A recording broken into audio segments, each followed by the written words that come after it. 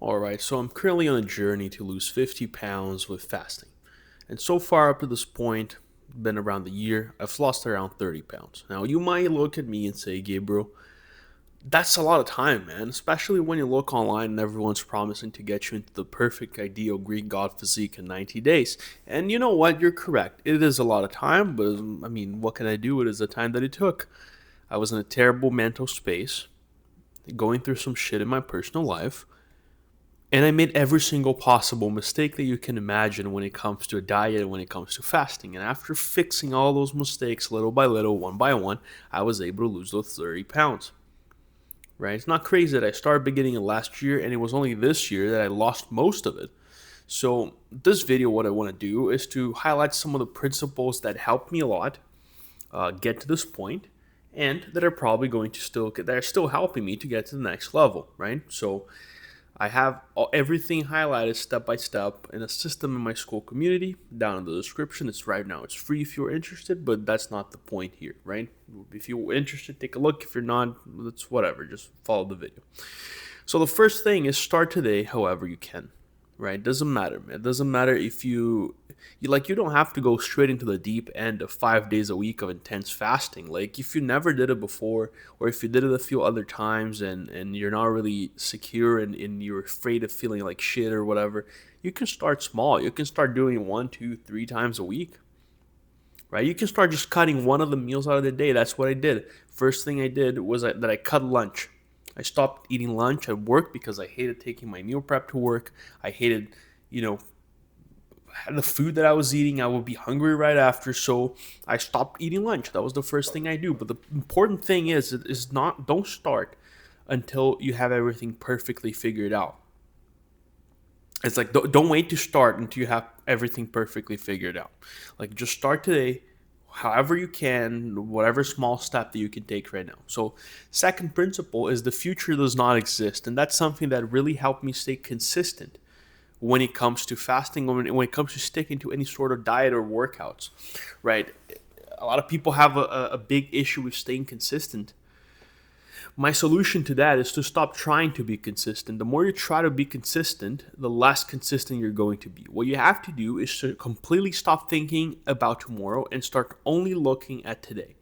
Like, if you have the goal of losing 30 pounds in a year, the worst thing that you can possibly do is to keep looking and thinking about the fact that we're in January and you still have 12 months to go, because that will make you fuck up the small things right now, and the accumulation of the small fuck ups is what takes you farther and farther away from your goal. So the future does not exist, and everything that you have to do to stay consistent is try your best to get today right. And then tomorrow you do your best to get tomorrow right. And you do that incrementally, small steps, one thing at a time. And as time goes on, you're going to start seeing the results, okay? Third thing is to always be brutally honest, because most of the times when you stop making progress, what's happening is that you're going to be bullshitting yourself. I released another video. The other video that I released this week that's about why you're not losing weight when you're intermittent fasting. Because you're probably bullshitting yourself and you're eating more than you think you are and you're consuming more calories than you think you are. It's that simple, okay? So always be brutally honest with yourself about what you're doing, what you're eating, and why you're not making progress. Fourth thing, very important principle. This is a little framework that I like to use. Access, right? Look at what you're doing. Find one thing to change that thing, and see if it worked. So don't try, it complements very well with the first principle, right? Start however you can. It's very simple. Like, you don't have to get everything right now. You don't have to get all the pieces correctly right now. You just have to find one thing that you can fix that one thing, see if it's making progress, see if it's working, and then work on looking at the next thing. Okay? That's how you start to actually make progress. So right now, I fast 5, even more times a week sometimes, right? I do 24-hour fast. So I fast at least 5 times a week. I get 10,000 steps a day. I have good balanced meals.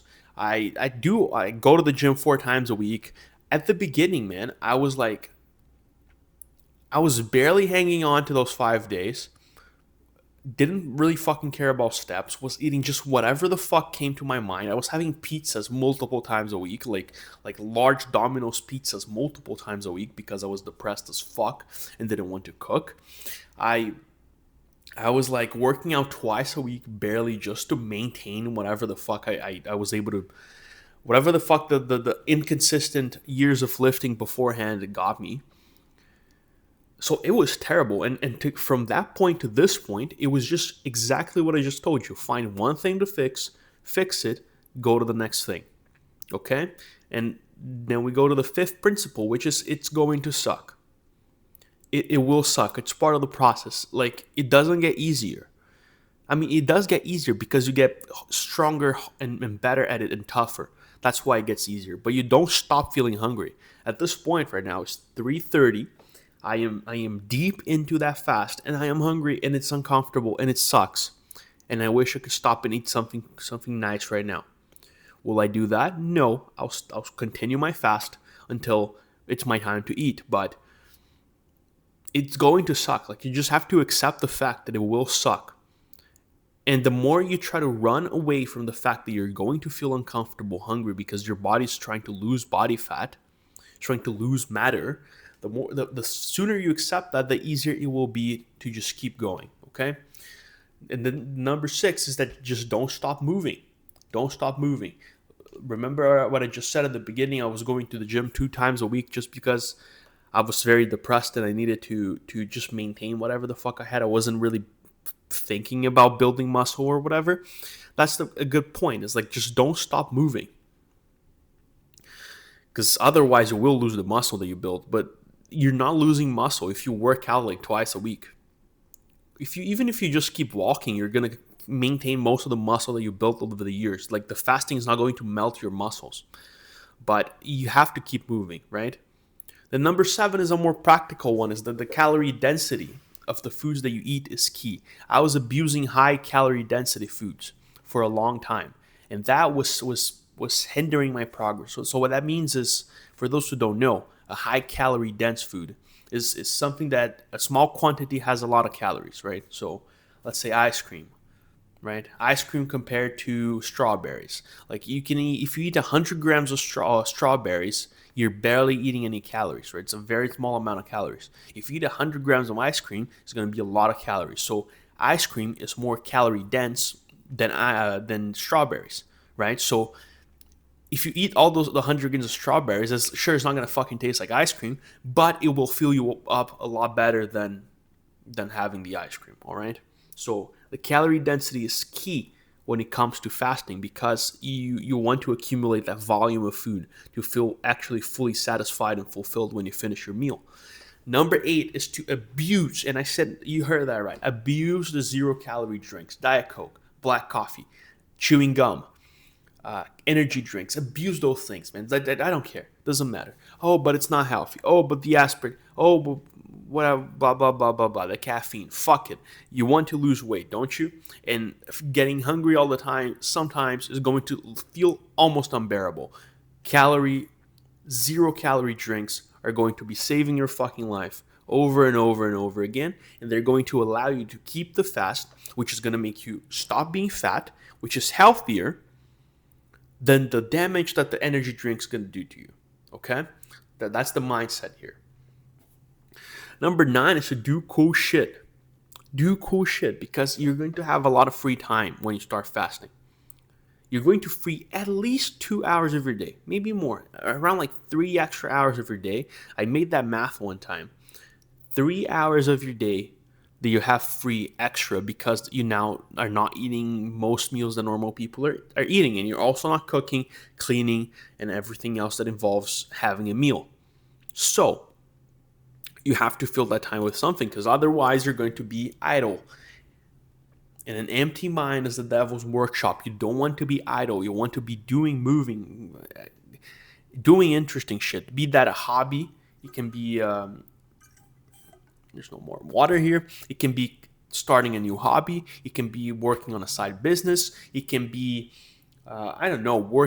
practicing a sport. It doesn't really matter. What matters is that you do cool stuff to occupy your time.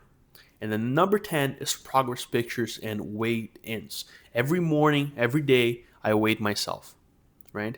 You want to weigh yourself and you want to take photos and videos, because when you start seeing that progress is very, very, very addicting, and it becomes a self-motivating thing.